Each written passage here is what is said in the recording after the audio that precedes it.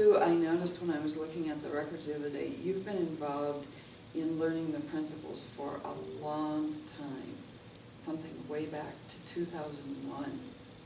And one of the things I get excited about with you is that you have such enthusiasm for bringing your understanding of the principles to children and to staff and to your own family members. Why is that? Why are you so excited about it? Well, I would say it's especially hit me in the last 5 years since I started getting back into the training.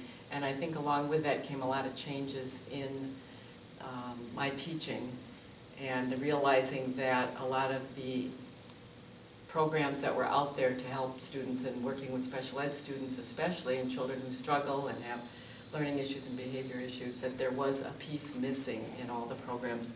And I've been teaching for over 30 years and been through a lot of different solutions.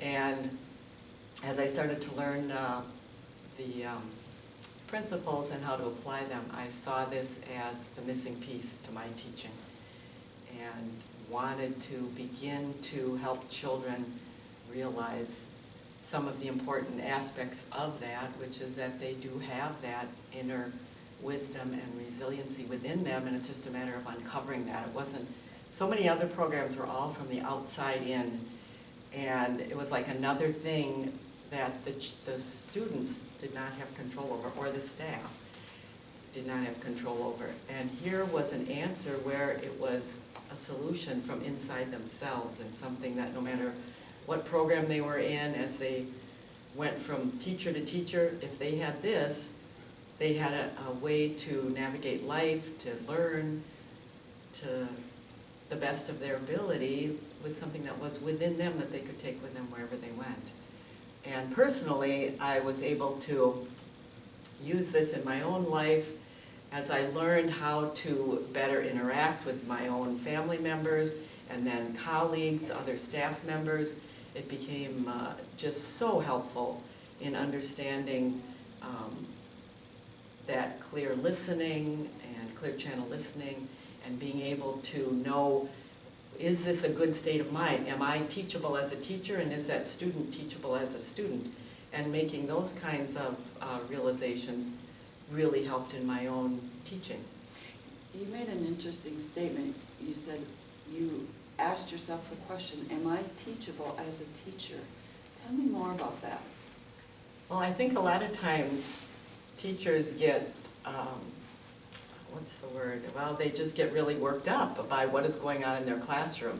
And as we deal with more and more with children of poverty, children with not a lot of parenting, or children with a lot of needs and issues, you see more and more of those behaviors, and more children that aren't in a secure, calm mind state to learn.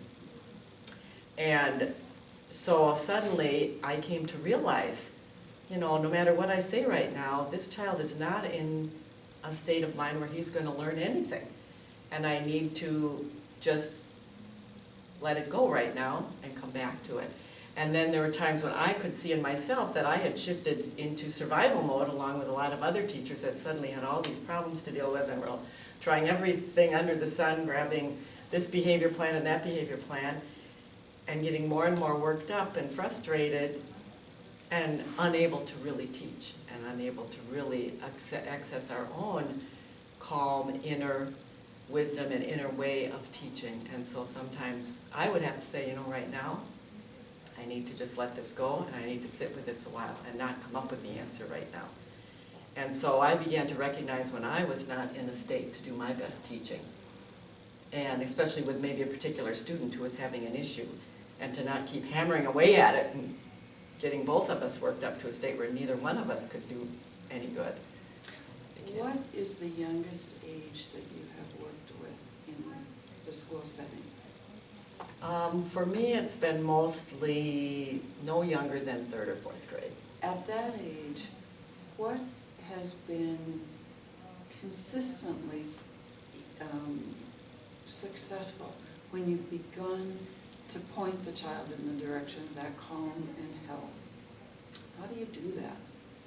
I think it's helping them get away from the idea that everything else is controlling their behavior. And they're so quick to say, well, it's because this person did this to me, or it's because this teacher did that, or it's because, you know, this is too hot. Everything was outside themselves.